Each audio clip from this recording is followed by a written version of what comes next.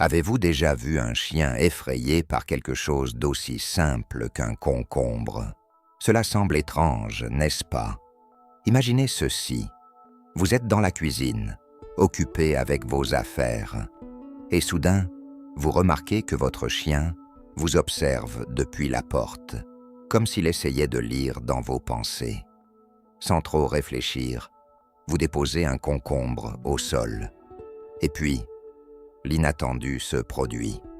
Votre chien, ce compagnon qui vous a courageusement accompagné à chaque pas, recule comme s'il avait vu une créature dangereuse. Quelle est la raison de cette étrange réaction? Aujourd'hui, je vais vous raconter l'histoire de Max et sa peur du concombre. Si vous avez déjà vu votre chien réagir ainsi, ou s'il a peur d'un objet inoffensif, likez cette vidéo et dites-le-moi dans les commentaires.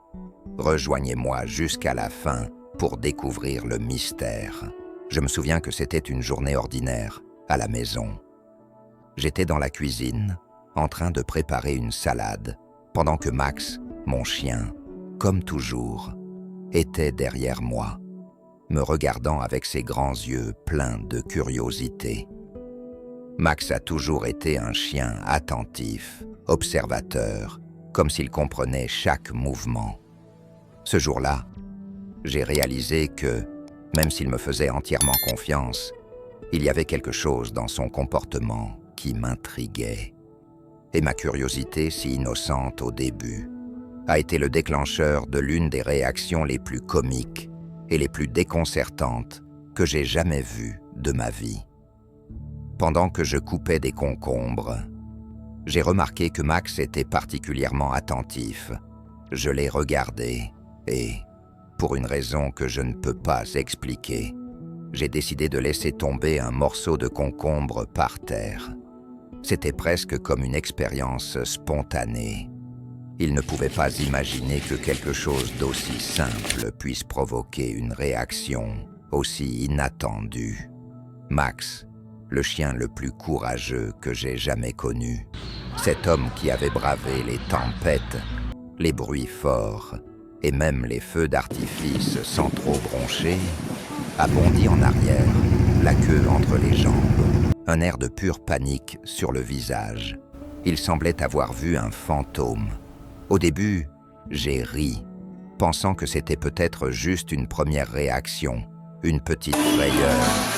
Mais non, Max était vraiment bouleversé.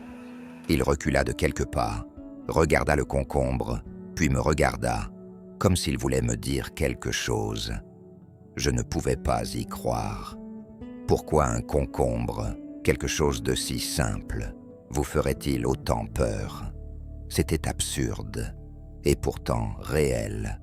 J'ai décidé de répéter l'expérience à d'autres occasions, pensant que peut-être, avec le temps, Max s'y habituerait. Mais chaque fois qu'un concombre apparaissait dans son champ de vision, sa réaction était la même. Un saut en arrière, un regard paniqué, et, dans certains cas, il essayait même de se cacher derrière mes jambes, cherchant une protection.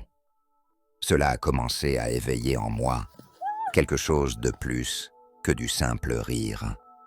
J'ai commencé à me demander si cette peur, si irrationnelle de mon point de vue, pouvait avoir un sous-jacent que je ne comprenais pas. Quelques jours plus tard, mon neveu de 5 ans est rentré à la maison. C'est un enfant très curieux, avec cette innocence unique que seuls les enfants possèdent. Je lui ai raconté ce qui s'était passé avec Max, et bien sûr, il voulait voir par lui-même. Je lui ai donc donné un petit morceau de concombre et lui ai demandé de le poser par terre, pendant que Max nous regardait depuis le coin de la pièce. Dès que Max a vu le concombre, la même réaction que toujours.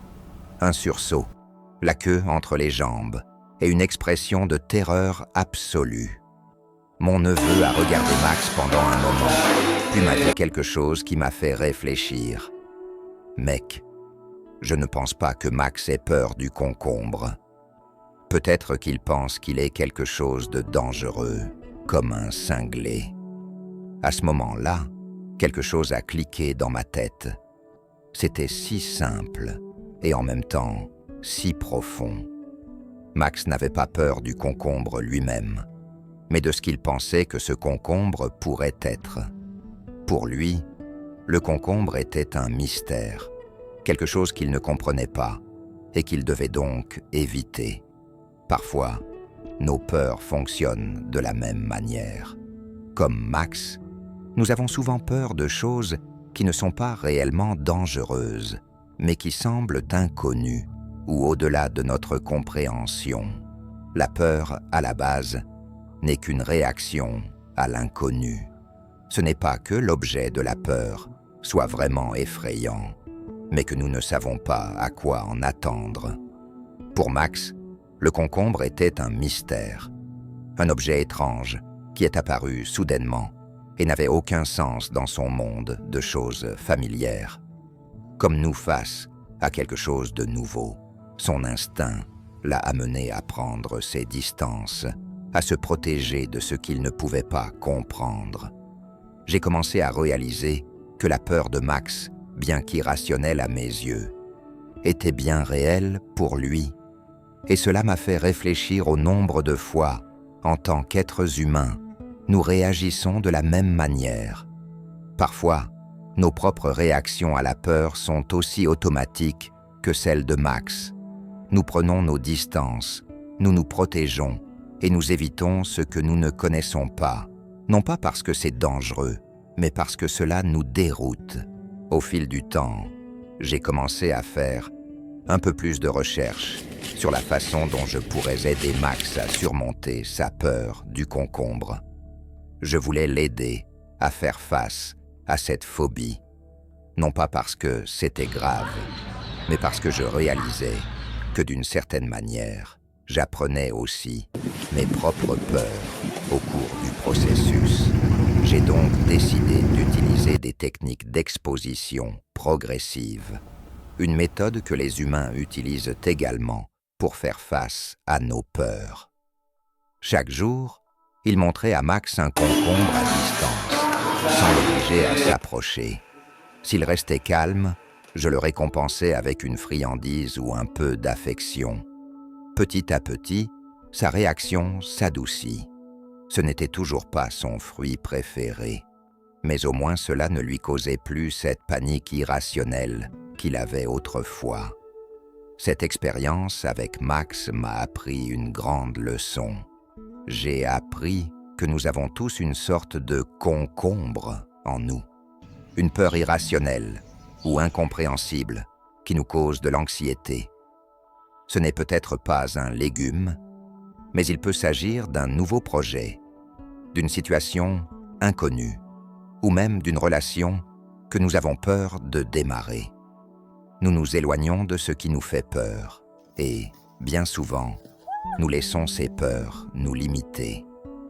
Ce que Max m'a appris, c'est qu'en affrontant patiemment nos peurs, et parfois avec l'aide d'une personne de confiance, nous pouvons apprendre à voir les choses sous un nouvel angle. Parfois, ces peurs irrationnelles ont juste besoin de temps et de patience pour s'estomper. Votre chien n'a-t-il également des peurs qui semblent irrationnelles? Peut-être a-t-il peur des concombres, comme Max, ou peut-être de tout autre objet du quotidien. J'aimerais que vous partagiez votre expérience dans les commentaires. La prochaine fois que vous serez confronté à une peur, ou que vous verrez votre chien réagir de manière inattendue, souvenez-vous de cette histoire. Donnez-lui du temps, donnez-lui de la patience, et surtout, donnez-lui beaucoup d'amour.